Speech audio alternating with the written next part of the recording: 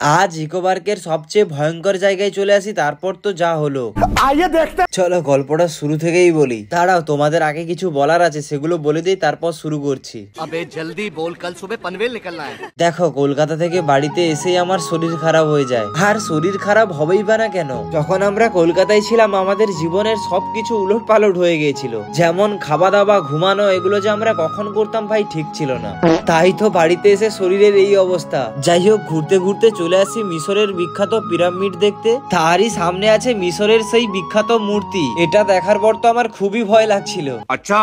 এরপর আমরা চলে আসি তাজমহল দেখতে। সত্যি বলতে দেখেছি কম, ফটো তুলেছি বেশি। তারপর তো ওখান থেকে বেরিয়ে চলে আসি বহু পুরনো চীনের প্রাচীর দেখতে। দেখো, এমনিতেও রাত্রি হয়ে গেছে। যখনই আমরা ভিতরের দিকে যাচ্ছিলাম সত্যি জায়গাটা ভয়ঙ্কর দেখতে লাগছিল।